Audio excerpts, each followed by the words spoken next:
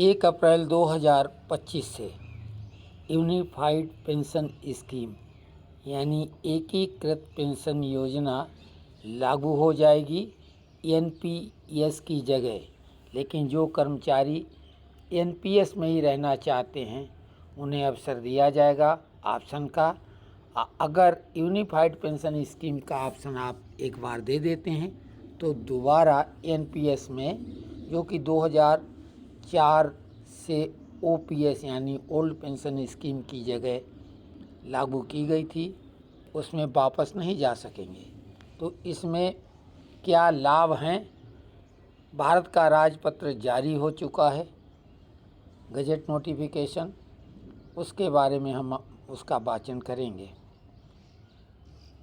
असाधारण एक्स्ट्राऑर्डिनरी, भाग 1 खंड 1 प्राधिकार से प्रकाशित, नई दिल्ली, शनिवार जनवरी 25, 2025, मांग 5/1946। वित्त मंत्रालय वित्तीय सेवाएं विभाग अधिसूचना, नई दिल्ली 24 जनवरी 2025।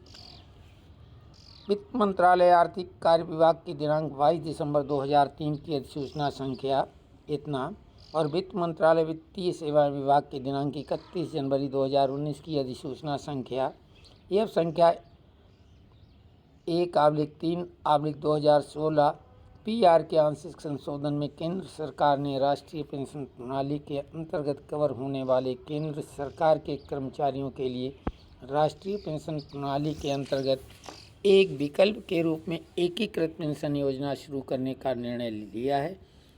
नंबर 2, एकीकृत पेंशन योजना केंद्र सरकार के ऐसे कर्मचारियों पर लागू होगी जो राष्ट्रीय पेंशन प्रणाली के अंतर्गत आते हैं और जो राष्ट्रीय पेंशन प्रणाली के अंतर्गत इस विकल्प को चुनते हैं। इसमें निम्नलिखित विशेषताएं होंगी, अर्थात योजना के अंतर्गत पात्रता।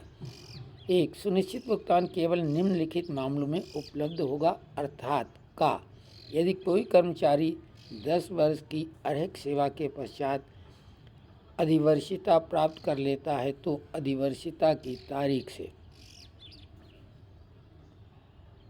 खा FR 56 यहाँ जो केंद्रीय सिविल सेवा वर्गीकरण नियंत्रण और अपील नियम 1965 के अंतर्गत कोई शास्ति नहीं है कि प्रावधानों के अंतर्गत एक कर्मचारी को सेवानिवृत्त करने के मामले में सरकार द्वारा ऐसी सेवानिवृत्ति की तारीख से, और 25 वर्ष की न्यूनतम अर्हक सेवा अवधि के पश्चात स्वैच्छिक सेवानिवृत्ति के मामले में यदि सेवा अवधि अधिवर्षिता तक जारी रहती तो उस तारीख से जब ऐसी कर्मचारी अधिवर्षिता प्राप्त कर लेता।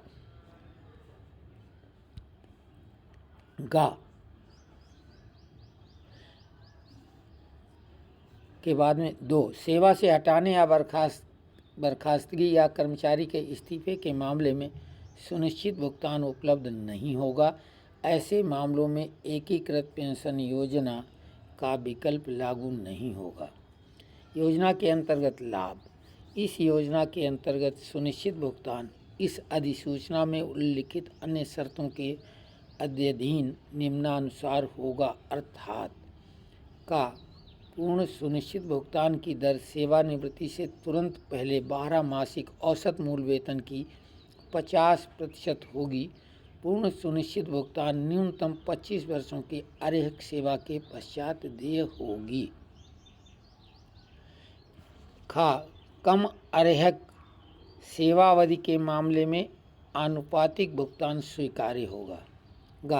10 साल या उससे अधिक की अर्हक सेवा के पश्चात सेवानिवृत्त होने पर प्रति माह 10,000 रुपये का न्यूनतम गारंटी युक्त भुगतान सुनिश्चित किया जाएगा, और न्यूनतम 25 वर्ष की अर्हक सेवा के पश्चात स्वैच्छिक सेवानिवृत्ति के मामले में सुनिश्चित भुगतान उस तारीख से शुरू होगा जिस तारीख को कर्मचारी सेवा में जारी रहते हुए अधिवर्षिता प्राप्त कर लेता। 4, अधिवर्षिता के पश्चात भुगतान धारक की मृत्यु के मामले में उसकी मृत्यु से तत्काल पूर्व भुगतान धारक को स्वीकार्य भुगतान का 60% कानूनी रूप से विवाहित पति या पत्नी यथा अनुप्रयोज्य अधिवर्षिता या स्वैच्छिक सेवानिवृत्ति या FR 56 यहाँ के अंतर्गत सेवानिवृत्ति की तारीख को दिया जाएगा। 5 महंगाई राहत सुनिश्चित भुगतान और पारिवारिक भुगतान जैसा भी मामला हो पर उपलब्ध होगी। महंगाई राहत की गणना सेवारत कर्मचारियों पर लागू महंगाई भत्ते की तरह ही की जाएगी। महंगाई राहत केवल भुगतान शुरू होने पर ही देय होगी।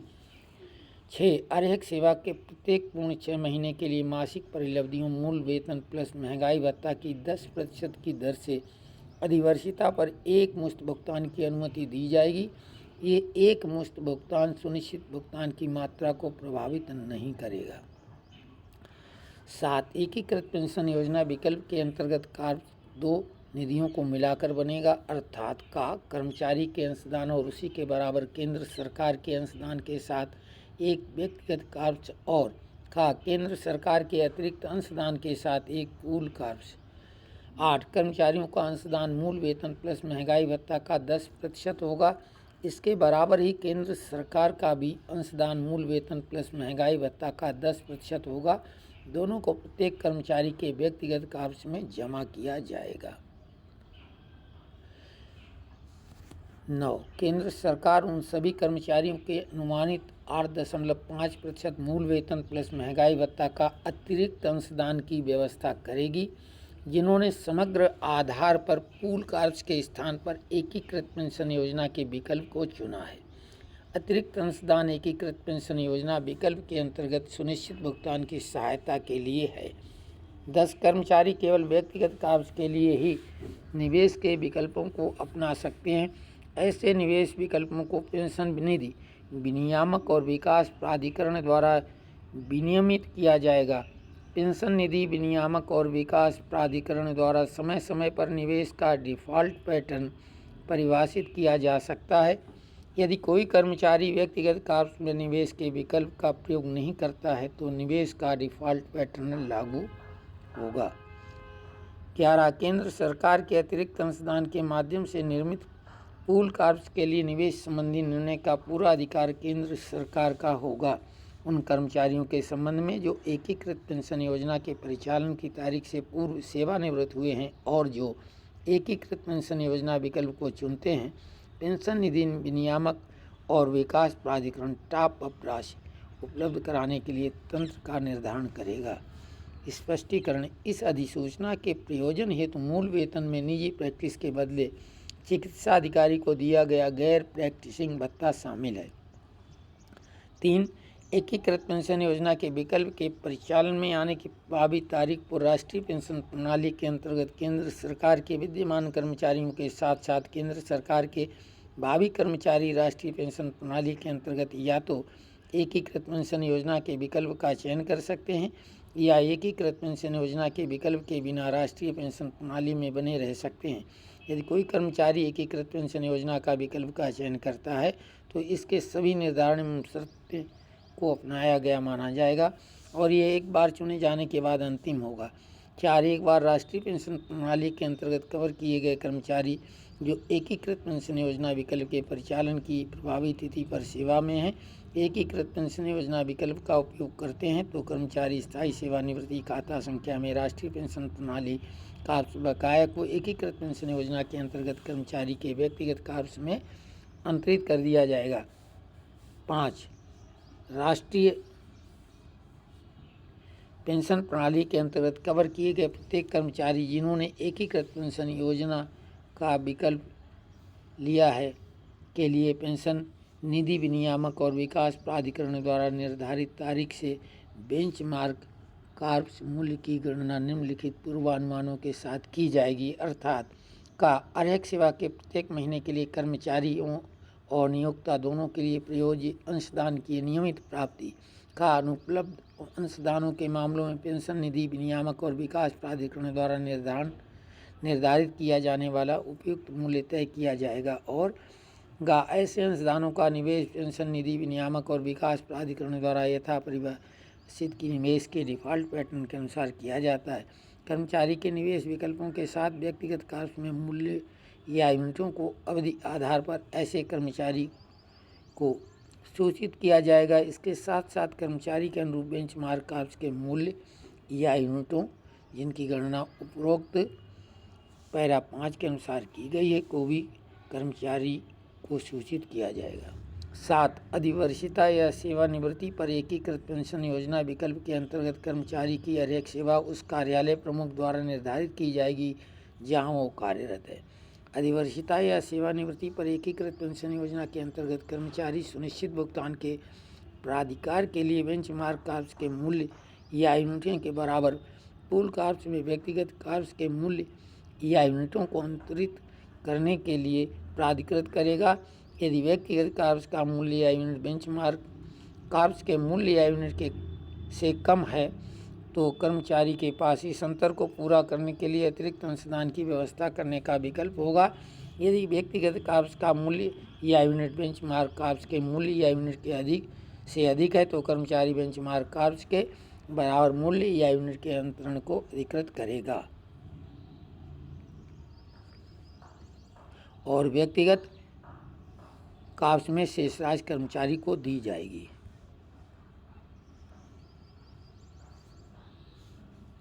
9. यदि कर्मचारी द्वारा व्यक्तिगत कार्ब्स से पूल कार्ब्स में अंतरित मूल्य या यूनिट बेंचमार्क कार्ब्स के मूल्य या यूनिट से कम है तो सुनिश्चित भुगतान के अनुपात में भुगतान अधिकृत किया जाएगा।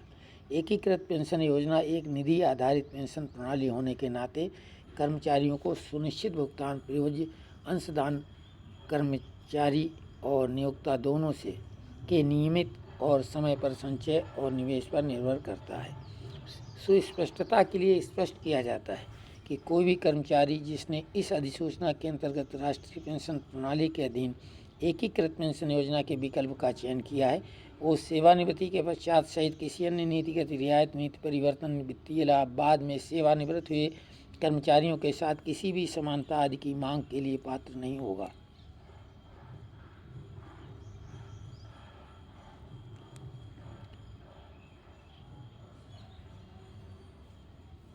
सुस्पष्टता के लिए स्पष्ट किया जाता है कोई कर्मचारी जिसने इस अधिसूचना के अंतर्गत राष्ट्रीय पेंशन प्रणाली के अधीन एकीकृत पेंशन योजना के विकल्प का चयन किया है वो सेवानिवृत्ति के पश्चात सहित किसी अन्य नीतिगत रियायत, नीति परिवर्तन, वित्तीय लाभ, बाद में सेवानिवृत्त हुए कर्मचारियों के साथ किसी भी समानता आदि की मांग के लिए पात्र नहीं होगा और दावा नहीं कर सकता है।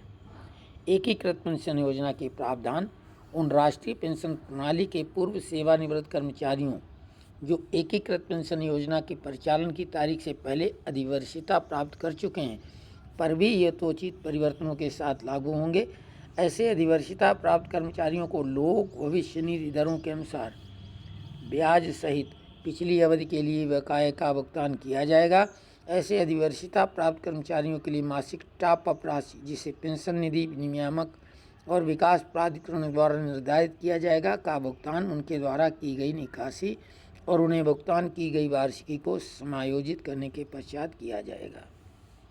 अधिवर्षिता के समय अनुशासनात्मक कार्यवाही का सामना करने वाले या जहां सेवानिवृत्ति के पश्चात अनुशासनात्मक कार्यवाही पर विचार किया जाता है ऐसे कर्मचारियों के लिए एकीकृत पेंशन योजना विकल्प के अंतर्गत सुनिश्चित भुगतान के बारे में प्रावधान अलग से अधिसूचित किया जाएगा।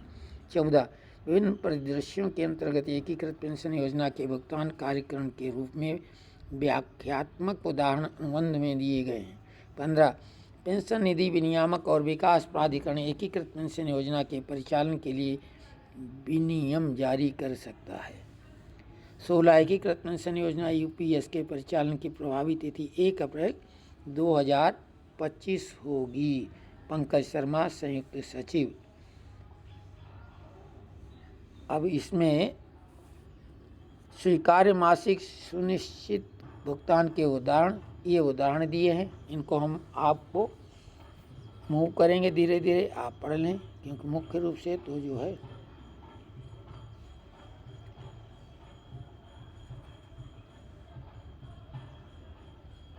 उसी बात को इसमें फार्मूलेटेड जो चीज़ें हैं वो दिखाई गई हैं। आप इसको देख लें, नोट कर लें या स्क्रीनशॉट लेके समझ लें।